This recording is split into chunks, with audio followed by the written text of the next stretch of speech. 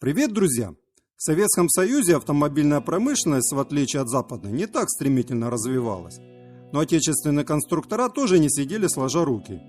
На каждом автозаводе, который выпускали различные автомобили, были созданы бюро, занимавшиеся разработкой новых автомобилей. Задания они получали от руководства страны, которые были заинтересованы в развитии этой отрасли. Как раз одно из таких заданий было дано запорожским конструкторам создать минивэн с имеющимися уже агрегатами. И конструктора, которые создали на своих кульманах не один проект вариантов на тему Ушастого и Горбатова, взялись за это дело, хотя задача была непростая. Так как база для будущего достаточно крупного автомобиля была подобрана слишком миниатюрная. Руководили этим проектом два опытных, талантливых, но не востребованных нашими автомобильными заводами дизайнера. Юрий Долматовский, создавший эскизы грузовика УЛЗИС-253 с двухтактным дизельным мотором, и Владимир Арямов, в начале 50-х годов стал автором дизайна знаменитой буханки Павловского автобусного завода. При работе над Макси поставили задачу сохранить внешние габариты и вес уже выпускавшейся ЗАЗ-265, но при этом обеспечить значительно лучшие условия для водителей и пассажиров в отношении просторности и комфортабельности салона, удобства входа, а также получить достаточное место для багажа.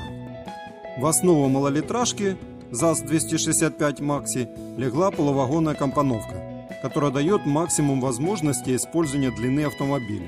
Отличительной чертой автомобиля стала пара широких сдвижных дверей, которые облегчали доступ в салон. Задача была поставлена, и в середине 1960-х годов новый автомобиль был подготовлен. Масса автомобиля составляла всего 650 килограммов. В качестве силового агрегата, как и предусматривалось, был бензиновый двигатель производительностью 30 лошадиных сил, взятый от базовой модели. Мотор расходовал до 7 литров на 100 километров. Скорость составляла 115 км в час. Двигатель располагался сзади.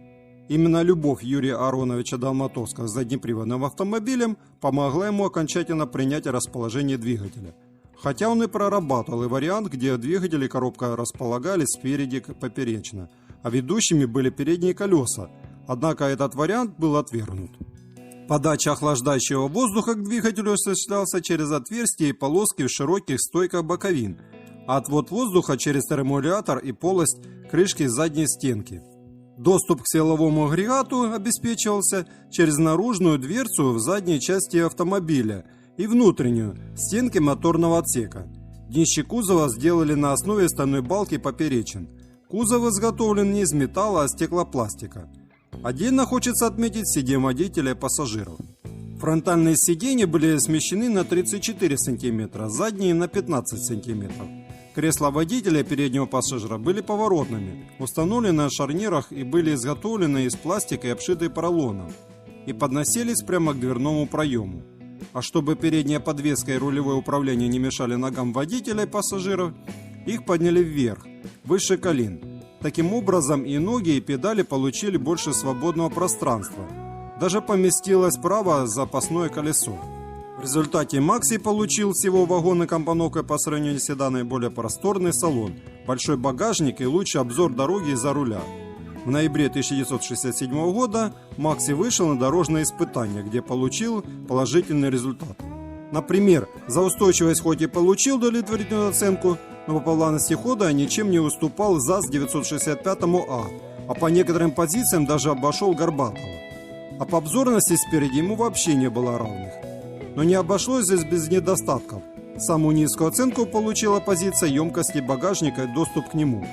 Также и недалеко ушел доступ к двигателю. Но несмотря на все это, дело до серийного производства не дошло, потому что все существующие автозаводы и без того были загружены под завязку. А расширить серию производственники не могли. И перспективный минивэн так и остался опытным, собранный из стеклопластика. Ему не суждено было воплотиться в металле. Но след он все-таки оставил.